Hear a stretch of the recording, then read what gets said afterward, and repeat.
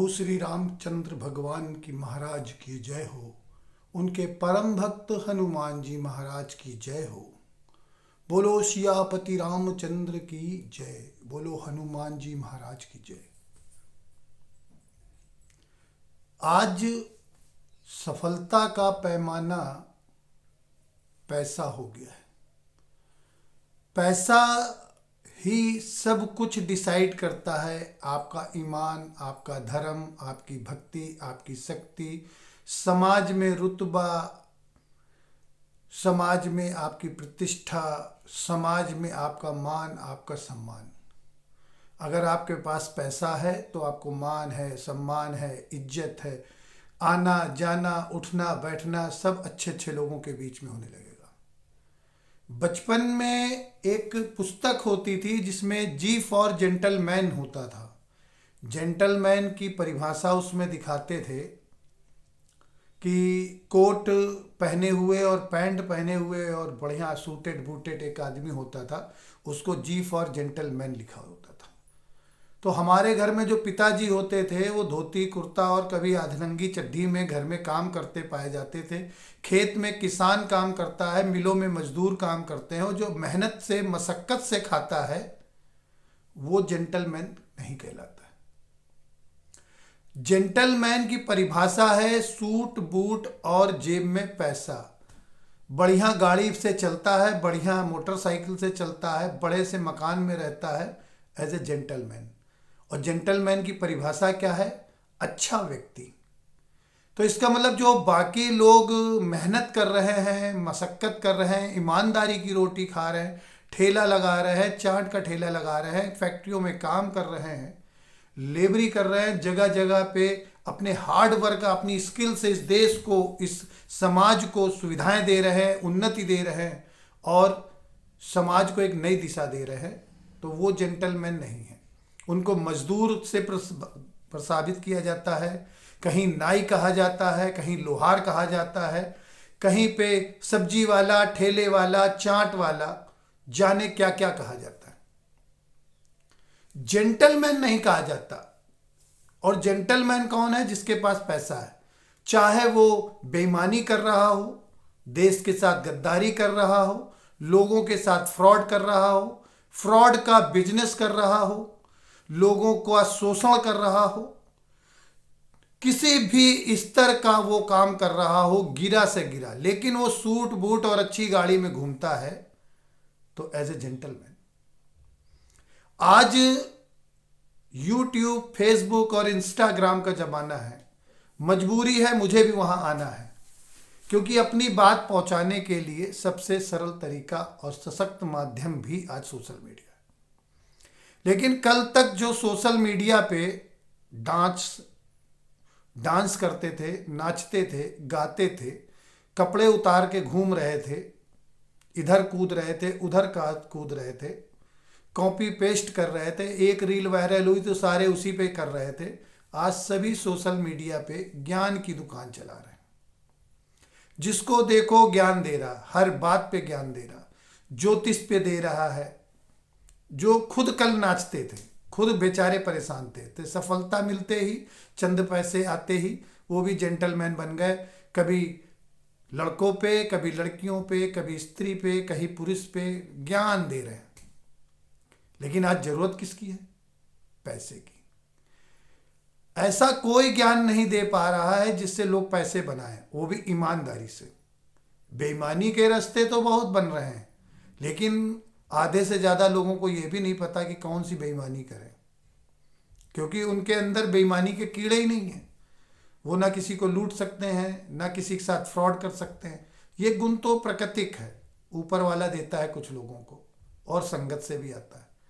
लेकिन आज जिनको कुछ नहीं आता वो भी ज्ञान दे रहे हैं, पैसे नहीं दे रहे हैं। ऐसा कोई व्यक्ति नहीं मिल रहा है लोगों को जो ये बताए कि पैसे कैसे कमाएं। हमारे देश के प्रधानमंत्री, अभी मैंने देखा कि बिहार चुनाव में गए तो उन्होंने बताया कि लोग रील से पैसे कमा रहे हैं। जब हमारे देश के प्रधानमंत्री को खुद नहीं पता कि लोगों को मैं ऐसी क्या बात बताऊं जिससे वो मेहनत से, ईमानदारी से और देश को बढ़ावा देते हुए, देश को सक्षम करते हुए पैसे कमाएं और देश को सुदृढ़ करें। तो उनके पास भी एक रील बनाने का ऑप्शन है, और रील बना कौन रहा है? यूट्यूब, फेसबुक और इंस्टाग्राम, और भी तमाम ऐप्स हैं, लेकिन ये फेमस ज़्यादा है। और तीनों के तीनों अमेरिका से। मतलब अगर हम पैसे कमा भी रहे हैं रील या फेसबुक और इंस्टाग्राम से, तो वो भी अमेरिका की वजह से कमा रहे हैं। हमारे यहाँ तो कोई विजन ही नहीं है पैसे कमाने का, और जिसको देखो वो ज्ञान दे रहा है, पैसे नहीं दे रहा है, और ना ऐसी कोई बात बता रहा है कि जिससे आप पैसे कमा सकें। तो मुझे लगता है कि हमें इस विषय पे सोचने की आवश्यकता है कि एक आम आदमी, एक सफल आदमी, एक पढ़ा लिखा व्यक्ति ईमानदारी से देश की सेवा करते हुए पैसे कैसे बनाए। पैसे कमाने के लिए हार्ड वर्क जरूरी है, लेकिन कौन सा हार्ड वर्क करे, क्या करे आदमी? जो व्यक्ति जिस काम में लग गया है वो दूसरे की वहां एंट्री नहीं होने दे रहा है, चाहे वो फिल्म इंडस्ट्री हो या व्यापार हो या शराब माफिया हो या भू माफिया हो, वो दूसरों की एंट्री नहीं करने देते हैं। अगर नया कोई आदमी इस तरह के क्षेत्र में जाना चाहता है, कुछ पैसे कमाना चाहता है, तो या तो वो उनसे बड़ा बेईमान बने, तब तो वहां जाके टिक सकता है, और नहीं तो वो बेईमान उसको वहां से हटा देते हैं या मार देते हैं या खत्म कर देते हैं।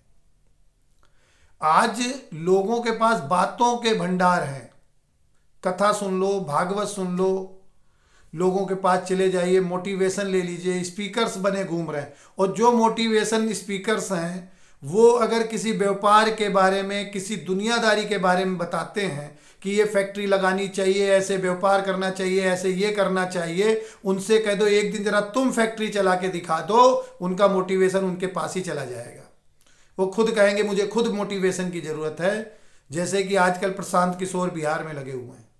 कभी देश के प्रधानमंत्री को प्रधानमंत्री बनाने के लिए उन्होंने पीके बनाया और मैनेजमेंट चलाया 2014 में, और देश के प्रधानमंत्री बनाए मिस्टर नरेंद्र मोदी को। आज वही पीके बिहार में लड़ रहे हैं, झगड़ रहे हैं और दौड़ रहे हैं, और उनकी स्थिति सभी को पता है कि किसी स्थिति में नहीं है, क्योंकि उनके पास ज्ञान जरूर था लेकिन उनके पास पैसे नहीं थे। पैसे प्रधानमंत्री मोदी जी के पास थे, उनके सहयोगियों के पास थे। पीके एज ए मैनेजमेंट देख रहे थे। मैनेजमेंट देखना और पैसे इन्वेस्ट करके रिस्क लेना सबकी क्षमता से बाहर है, और जो क्षमता बिजनेसमैन रिस्क लेता है, पैसे लगाता है, उसको ज्ञान की आवश्यकता नहीं होती। अगर पैसे हैं और उसके रिस्क लेने की क्षमता है तो वो व्यापार कर लेता है।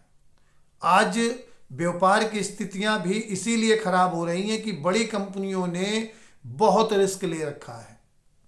ऑनलाइन बाजार में माल फेंक रखा है, डैमेज हो रहा है, टूट रहा है, फूट रहा है, लोगों को रिफंड भी कर रहे हैं और कम से कम दाम में दे रहे हैं, क्योंकि लोकल बाजार जब खत्म हो जाएगा, सारा व्यापार जब खत्म हो जाएगा, जब फुटकर व्यापारी बचेगा नहीं, बाजार में दुकानें नहीं होंगी, तो लोगों के पास सिर्फ एक विकल्प होगा, ऑनलाइन। और वो जो चाहेंगे वो करेंगे, जिस रेट पे चाहेंगे उस रेट पे बेचेंगे, क्योंकि आपके पास अभी ऑप्शन होता है कि अगर आप ऑनलाइन कोई चीज़ 2000 की देख रहे हैं और बाजार में 1800 की मिल रही है, तो आपको पता चल जाता है कि ऑनलाइन और ऑफलाइन में क्या फ़र्क है। लेकिन एक दिन ऐसा आएगा जब ऑफलाइन होगा ही नहीं, और जब ऑफलाइन होगा नहीं तो आपको ये बात पता भी नहीं चल पाएगी कि ये प्रोडक्ट 2000 का है या 1000 रुपए का है। कंपनियां जो चाहे वो बेचेंगी, और इस बात को ज़्यादा दिन नहीं हुए।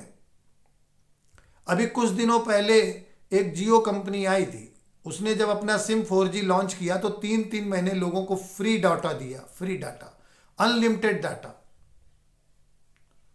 खूब डाटा दिया, खूब डाटा दिया।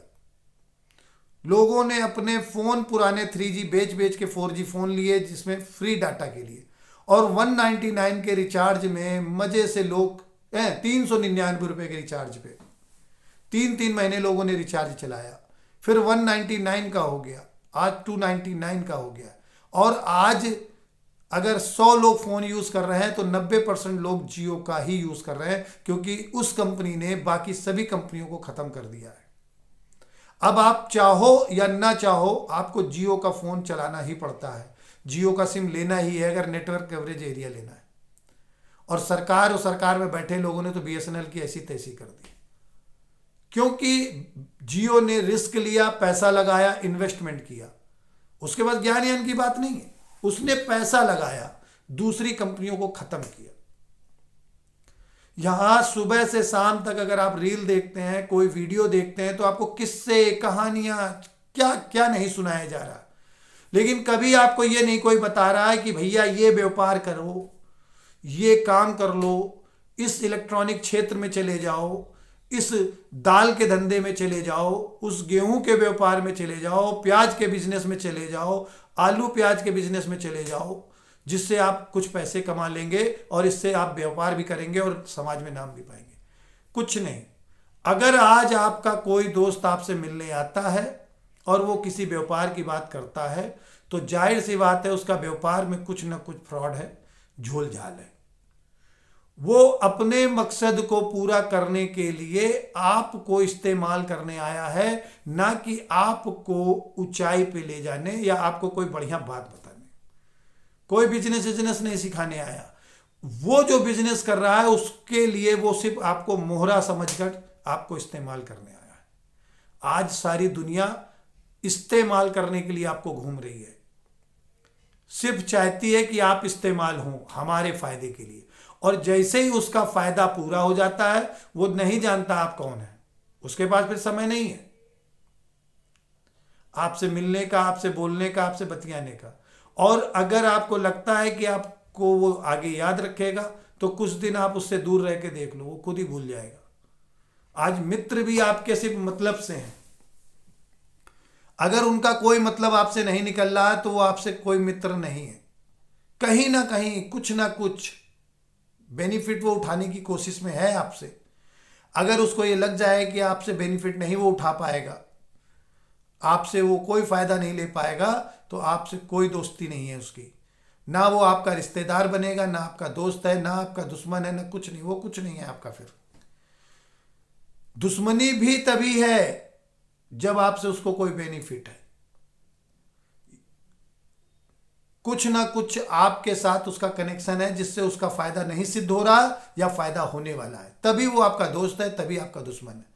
नहीं तो हजारों लोग, करोड़ों लोग इस धरती पे हैं। अगर हम दुश्मनी ही सिर्फ करते हैं तो हमारी तो सारी दुनिया से दुश्मनी, हम रोज लड़ते लड़ते मर जाएंगे। हम लड़ते भी उसी से हैं, झगड़ते भी उसी से हैं जिससे हमारा कोई ना कोई कनेक्शन है। सपोज दैट हम किसी की प्रॉपर्टी कब्जा करना चाहते हैं तो हमारी उससे दुश्मनी है। हमारा उसके यहां से कोई रिश्तेदारी है, लोग ससुर से लड़ रहे हैं, लोग साले से लड़ रहे हैं, घर में लड़ रहे हैं, पिता पुत्र से लड़ रहा है, पुत्र पिता से लड़ रहा है, बुआ से लड़ रहा है, भतीजे से लड़ रहा है, क्योंकि प्रॉपर्टी है बीच में। अगर कोई कनेक्शन नहीं है, कोई स्वार्थ नहीं है, तो ना आप दोस्त हैं और ना दुश्मन। अगर कोई आपसे ज्यादा दोस्ती कर रहा है तो समझ लीजिए कुछ ना कुछ झोल झाल है। सतर्क रहे, सावधान रहे, आने वाले खतरे से अलर्ट हो जाए कि भाई ये आजकल का है, ज्यादा फ्रेंडली हो रहा। जब भाई भाई का नहीं हुआ तो दोस्त का इतना भैया भैया कर रहा है। कुछ ना कुछ तो झोल है, कुछ ना कुछ चक्कर है। तो ज्ञान की आवश्यकता किसी को नहीं है। ज्ञान हमें जबरदस्ती दिया जा रहा है, रोज हमें दिया जा रहा है। किसी आश्रम में चले जाइए, किसी राजनीतिक मंच में चले जाइए, किसी बिजनेस मीटिंग में चले जाइए, मोहल्ले में बैठ जाओ, चौपाल में बैठ जाओ, मंदिर में बैठ जाओ, मस्जिद में बैठ जाओ, गुरुद्वारे में बैठ जाओ, चर्च में बैठ जाओ, कहीं बैठ जाओ, ज्ञान दिया जा रहा है, ज्ञान। और उस ज्ञान के बाद आपको बताया जा रहा है कि आपको दान भी देना चाहिए। इतना ज्ञान देने का उद्देश्य यही है कि आपसे दान निकलवाना है। तरीका वही है। चोर उचक्के लालच दे रहे हैं कि हम आपके पैसे को डबल कर देंगे, ट्रिपल कर देंगे, फलानी कंपनी में लगा देंगे, इन्वेस्टमेंट कर देंगे, आप खूब पैसे बनाएंगे। सबका अपना अपना तरीका है। टप्पेबाज आपको सोना दिखा रहे हैं, चांदी दिखा रहे हैं, भैया ये 13,000 रुपए की थी, हम आपको 10,000 की दे देंगे, 5,000 की दे देंगे, हमें पैसे की बहुत जरूरत। सब लोग टप्पेबाजी कर रहे हैं, तरीका अलग अलग है।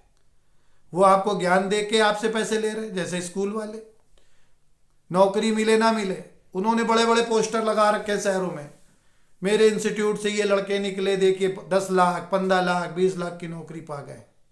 अभी तो एक दिन रील देखा कि एक आदमी सब्जी बेच रहा है, उसकी रील लगी हुई है, फोटो लगा है इंस्टीट्यूट पे कि भैया इसने तो 30 लाख की नौकरी पा ली, और वो वहीं पे नीचे सब्जी बेच रहा है उसी बोर्ड के नीचे। झूठ की दुनिया, आडंबर रचा जा रहा है, भ्रम फैलाया जा रहा है, लोगों को फर्जी ज्ञान दिया जा रहा है। एक एक कॉलेज में 2-2 हजार बच्चे कर रहे हैं, कोई एमबीए कर रहा, बीबीए कर रहा, बीसीए कर रहा है, नौकरी कितनों को मिल रही है?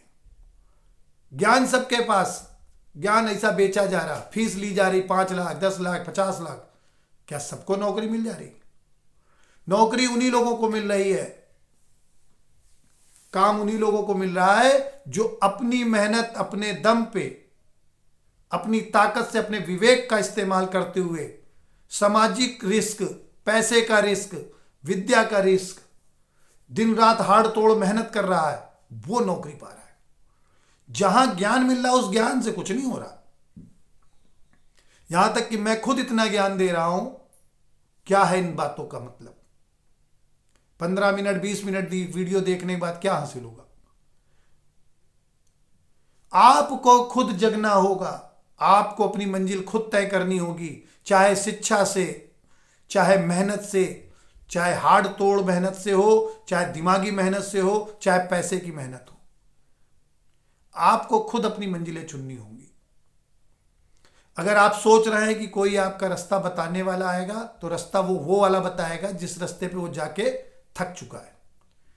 अब वो चाहता है कि आप उस रास्ते पे चले जिससे हम उस रास्ते की अब आगे वाली मेहनत ना करें और आपकी मेहनत से अपना फायदा उठाएं।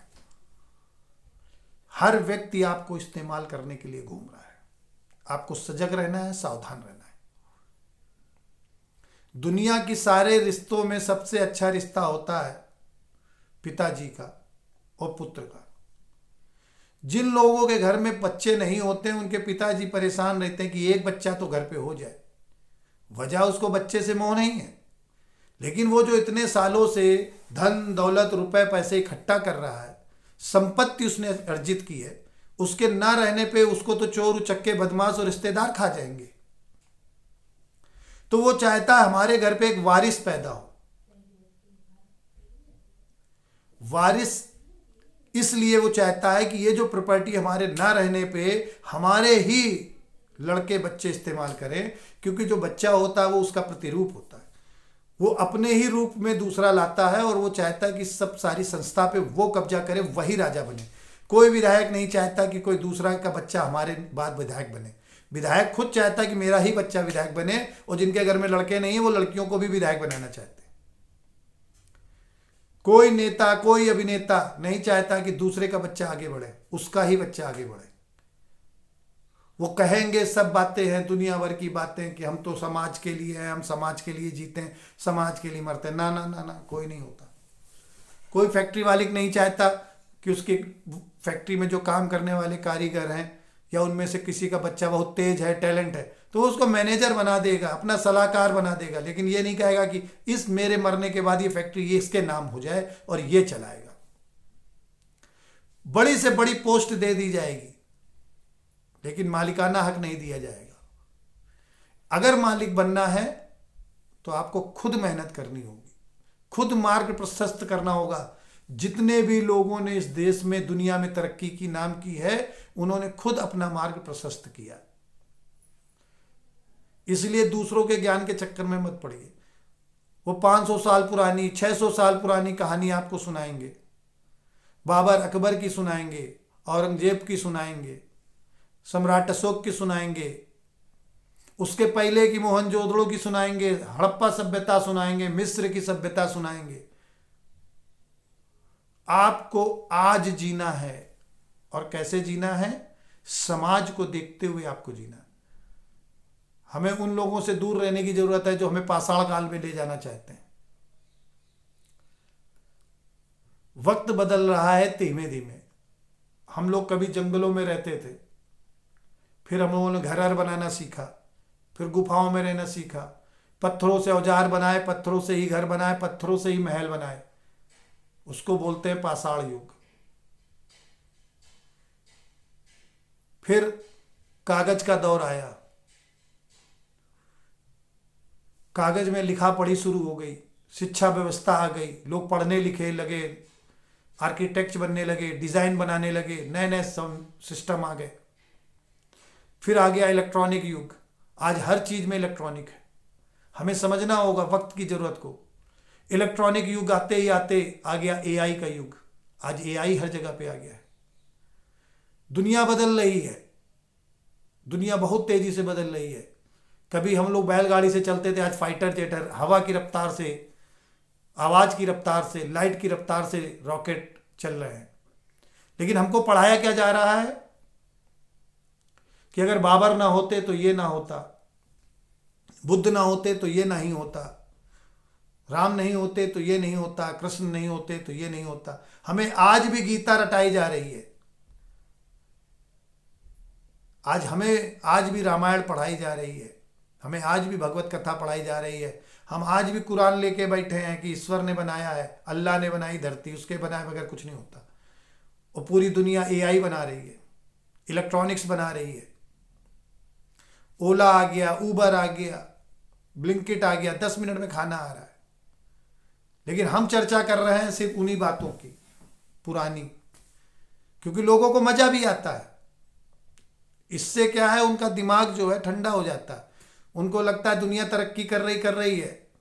हमारे पास तो ज्ञान का भंडार है, हम ही ने तो दुनिया को रास्ता दिया है, हम ही ने दुनिया को मार्ग प्रशस्त किया, हम ही ने साइकिल बनाने का आइडिया दिया, हम ही ने रॉकेट बनाने का आइडिया दिया, हम ही ने प्लेन बनाने का आइडिया दिया, हमने ही विमान की उत्पत्ति की, हमने ही आग का आविष्कार किया, हमने ही जीरो का आविष्कार किया। हम माटी से खिलौने बना लेते थे, घरौंदे बना लेते थे, किले बना लेते थे, हमने सारी दुनिया को आइडिया दिया। तो मैं भी इतनी देर से यही बोल रहा हूं कि हमने सिर्फ ज्ञान दिया, किया दिया कुछ नहीं। ज्ञान का भंडार चारों तरफ, दिन भर बांटो, दिन भर बांटो। क्योंकि मेहनत करने वाले कामों में शर्म आती है, क्योंकि समाज ऐसा बना हुआ है। अगर कोई आदमी लोहा पीट रहा है तो लोहार है, ये छोटा आदमी है। कोई आदमी सब्जी बेचता है, ईमानदारी से काम करता है, ये छोटा आदमी है, सब्जी वाला है। कोई आदमी नाली साफ करता है, छोटा आदमी है, नाली साफ करता है। मेहनत को यहां कोई सम्मान नहीं है। जितना उल्लूपन करो, जितना चूतियापा करो, आपको इज्जत खूब मिलेगी, खूब सम्मान मिलेगा। ड्रामा करिए, नंगे होके नाचिए, लोग आपको नागा बाबा मान लेंगे। पढ़ लिख के बन जाओ तो लोग अरे इतना पढ़ लिख के रोड पे मार रहा है, पान मसाला बेचता है, वोडाफोन के सिम बेच रहा है। पढ़े लिखे लड़के सिम बेच रहे हैं, गली गली भटक रहे हैं, नेटवर्क